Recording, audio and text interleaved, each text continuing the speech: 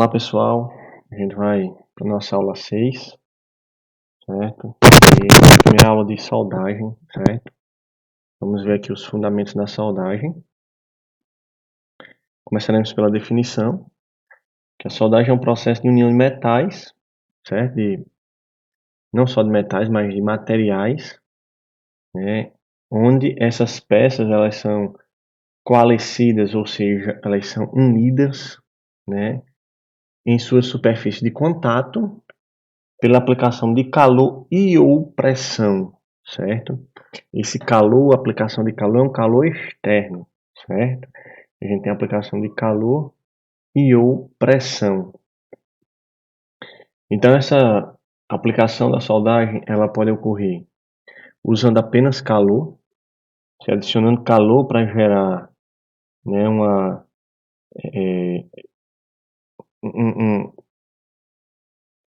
fazer com que essas peças elas agreguem uma com a outra, certo? Existem formas diferentes disso ocorrer, com combinação de calor e pressão, ou apenas com pressão sem aplicação de calor externo, tá? A soldagem ela vai promover uma junta permanente. O que é que isso quer dizer? As peças que são unidas por soldagem, elas não podem mais ser desmontadas. Aquelas peças se tornam uma peça só. E, em alguns casos, a junta soldada ela se torna mais resistente que o material de base. O material de base é o material das peças que você está unindo, certo? Em alguns casos, você vai fazer a soldagem, você adiciona material ali na união. E aí, dependendo do material que você está utilizando, você pode ter uma resistência maior ali na junta, certo? Frequentemente a soldagem é uma maneira mais econômica de unir componentes, né? Tanto em termos financeiros, quanto em termos de processo, né? O tempo que você vai levar, né? A preparação que você tem das peças, o material que você utiliza, por aí vai. E a soldagem pode ser realizada em campo, você não precisa necessariamente que aquela estrutura que você vai unir esteja dentro de um campo fabril, né? De um galpão fabril, por assim dizer. Mas, em alguns casos, a operação de soldagem, né, por causa do maquinário, né, as máquinas de solda, elas pode-se dizer que sejam portáteis em comparação com outras máquinas, com outros processos de fabricação. Elas são portáteis e podem ser transportadas até o campo para que a operação seja realizada lá, certo? No campo. E aí o seguinte, né? Existem algumas desvantagens na soldagem, que é o seguinte. Uma delas é que a maioria das operações são executadas de forma manual. Então você precisa, né, ter um operador especializado e que isso ocorre, né, acaba acarretando um alto custo, né, porque você conseguir um bom soldador gera um alto custo, né? Você vai ter um tempo de hora trabalhada, um custo de hora trabalhada alto, né, porque aquela pessoa se especializou bastante, aquela pessoa praticou bastante. Então a preparação para que aquilo ali acontecesse foi uma preparação longa. Muitas vezes, né, dependendo da operação de soldagem que você vai realizar, a qualidade que você precisa, né, de solda, você precisa ter operadores extremamente capacitados. E isso requer, né, uma especialização muito uma boa especialização, né, uma preparação muito forte, muito intensa. E claro, né, são raros os operadores que têm essa preparação, né, em comparação com a demanda, né, de mercado. E aí um bom soldador hoje ganha, se brincar, dependendo do engenheiro, ele ganha até mais que um engenheiro. Há um risco devido à alta energia utilizada, né? Você tem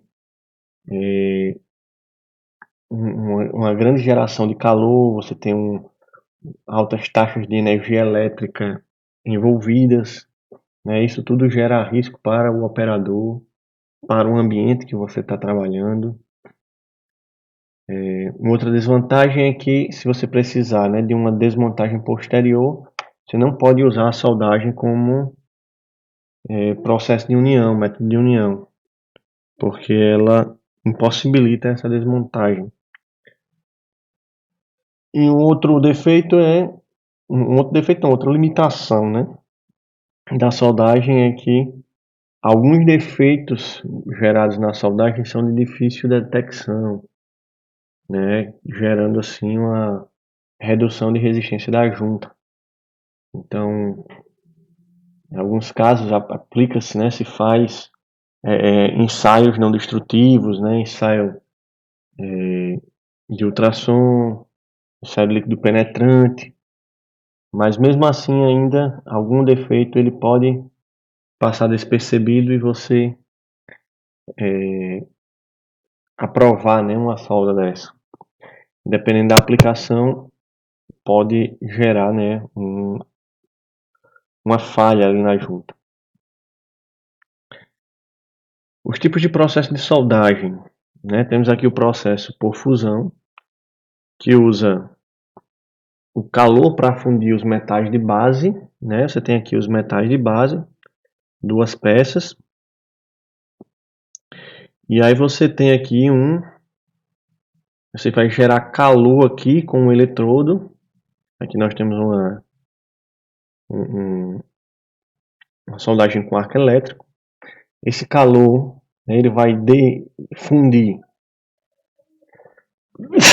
fundir tanto as peças, né, a serem soldadas, o metal de base, quanto o metal de adição, certo? E aí, com essa fusão, você vai ter uma poça de fusão, e essa poça, ela vai, depois da solidificação, se tornar junta soldagem, tá? Temos a soldagem por resistência, né? Onde você coloca em contato duas superfícies das peças que você deseja unir, e lá nessa superfície você faz passar um fluxo, né, uma corrente elétrica. E aí, por resistência, você vai ter efeito Joule, adição de calor, e aí com a aplicação de pressão sobre essas peças, elas vão se unir ali no ponto, né, de contato. Há também a soldagem por gás oxicombustível, né, você produz uma chama quente, essa chama vai fundir o metal de base, né? E se houver, vai fundir também o metal de adição, tá? Então, tem a oxicombustível. E tem outros processos também, como soldagem por feixe de elétrons e soldagem a laser. Há também a soldagem no estado sólido, né? Você vai ter um processo no qual, né, a união das peças, o coalescimento, ela ocorre por pressão, certo? O principal fator do coalescimento é a aplicação de pressão. Você pode até adicionar calor, certo? Mas com a limitação, né, que essa temperatura alcançada durante o processo seja abaixo do ponto de fusão dos metais utilizados. Mas se você atingir o ponto de fusão, você vai estar fazendo uma soldagem por fusão. Tá? Então aqui, uma soldagem no estado sólido. Dentre as soldagens no estado sólido, temos a soldagem por difusão. Tem duas superfícies unidas sob pressão em temperatura elevada e coalescem por difusão. Né? Os átomos, né, de cada peça eles vão migrar, né, para outra por causa do calor, da energia térmica que está sendo adicionada ali naquela região de contato. E aí, quando eles começam a migrar de uma peça para outra, com o passar do tempo, essas peças elas acabam se unindo, se tornando uma só. Há uma soldagem por atrito, né? Você tem a aplicação de pressão e o atrito que existe entre as duas peças gera calor e esse calor produz, né, a união entre as peças. Também há a soldagem por ultrassom. Você mais uma vez coloca as peças em contato, né, e gera um movimento oscilante entre essas peças com frequências ultrassônicas, tá? E aí o calor que vai ser gerado ali no contato entre as duas peças vai gerar a união das peças.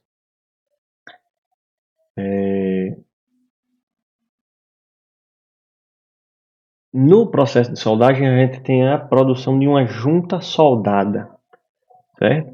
Que é justamente a junção das arestas ou superfícies das peças que vão ser unidas ali naquele processo. Há duas classificações, né, que são relacionadas às juntas. Primeiro, o tipo de junta, depois os tipos de solda que são empregados para unir as peças que formam as juntas, né? Então as juntas elas estão associadas à forma como as peças estão dispostas entre si. E as soldas é a forma como você executa a solda naquela junta. Então aqui os tipos de junta. Existem 5 tipos básicos de juntas. A primeira é a junta de topo, né? As peças elas estão aqui dispostas no mesmo plano e unidas pelas suas extremidades. Tem a junta de canto, né? As peças elas estão formando aqui um canto, né? Ou seja, elas formam um ângulo reto, certo? E são unidas justamente nas arestas, né? Aqui onde elas estão em contato. Justamente na região onde elas se tocam, né? Onde você gera esse canto. A junta sobreposta, né? Você tem duas peças, uma sobreposta à outra. Tem a junta em T. Essa junta leva esse nome porque as peças são colocadas também perpendicularmente igual a junta de canto, só que nesse caso elas o formato da união delas se assemelha a um T, por isso que é junta em T. E tem a junta em aresta, que essa junta, você tem as peças que têm uma lateral paralela, certo? E elas ficam com essa superfície em contato, mas a solda ela ocorre justamente na aresta que tem contato aqui, né? A aresta em comum entre as duas, tá? E aí depois de ver os tipos de juntas, vamos ver os tipos de solda. Existem dois tipos, a solda de filete, que exige uma preparação mínima da aresta, e a solda em chanfro, né, que requer que as arestas tenham uma forma, elas sejam chanfradas para facilitar a penetração da solda. Então nesse caso aqui, ó, nós temos aqui algumas juntas. Essa primeira junta, que é a junta I, é a que não teve preparação da aresta, né? É justamente onde você aplicaria a solda em filete. Você teria só um filete, né, de material aqui, nesse local. E a solda em chanfro, as peças elas têm um chanfro para você poder adicionar material. tem o chanfro em V, meio V, o X, o K, o U, o J, duplo J e duplo U, tá? Então são aqui os tipos de chanfro mais comuns utilizados na soldagem. E aqui a gente pode ver, né, como os tipos de juntas recebem as suas soldas, né? Então aqui temos as juntas de topo, que temos aqui a junta tipo I, a tipo I com fresta, que ela já tem uma abertura maior. O tipo I em ambos os lados, né? Lembrando que o tipo I é esse aqui, certo? Temos em V, né? Percebam que o cordão de solda aqui ele é maior, né? Mais largo, mais grosso que esse outro. O duplo V, meio V, o K e o U. Temos aqui as juntas de canto, né? Você tem aqui uma junta de canto em V, uma junta de canto em V e filete, e uma junta de canto em filete, né? Você não preparou, né? Não precisou preparar a aresta para receber a solda. Temos aqui as juntas de aresta, aqui em I e aqui em V. As juntas sobrepostas, com filete aqui, filete duplo. Juntas em ângulo, filete, filete duplo, meio V e K. E aí, gente, a gente precisa ver como é que é esse chanfro, né? Como é que a gente define, né, o chanfro. E o chanfro tem alguns elementos. Vejam aqui essa figura. Esse S aqui, ó, essa dimensão aqui é justamente a face da raiz ou o nariz do chanfro, que é a parte que não é chanfrada, a parte que, por assim dizer, pode-se afirmar que seria a parte que não teve material removido, né, que não recebeu chanfro. O chanfro está acima dessa parte, então aqui é o nariz. A abertura da raiz, que é essa folga entre as peças a soldar, a menor distância, né? Justamente a distância entre, né, a face de uma peça e outra, a menor distância. O ângulo de abertura da junta, o ângulo de bisel, que é esse beta aqui, certo? No caso aqui do V, a gente tem um ângulo de chanfro, que é o alfa, igual ao dobro do ângulo beta. E nesse caso que a gente tem, né, uma abertura aqui em U, esse ângulo alfa é igual ao beta, o ângulo de chanfro é igual ao ângulo de bisel. A junta, né, ela tem diferentes, né, seções e essas partes elas têm nomes característicos. Essas denominações elas se referem a partes muito características de uma peça soldada. Primeiro, o metal de base, a peça, né, que você colocou aqui para ser soldada, para ser unida a outra parte, a outro metal de base aqui, né? Então essas duas partes elas estavam separadas e agora estão juntas. Temos aqui o cobre junta, né, que você é um material que você adiciona, né, na parte inferior da junta para que esse metal fundido ele não escorra, né? Em alguns casos pode acontecer isso. Esse cobre junta ele pode ficar unido, né, por causa da fusão que ocorre aqui, a peça, ou não. Se ele ficar unido, ele precisa ser removido, né, através de um processo de usinagem, né, para que ele seja retirado. E aqui, né, nós temos a zona fundida e a zona termicamente afetada. A zona fundida é a parte do material que sofreu a fusão, tá? Na hora da solda.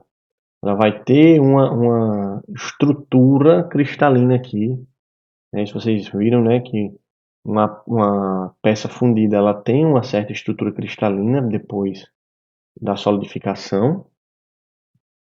A zona termicamente afetada, por ela ter sido aquecida a temperaturas altíssimas, né, ela vai mudar a sua estrutura cristalina e ela já não vai ter mais a estrutura cristalina igual a do metal de base.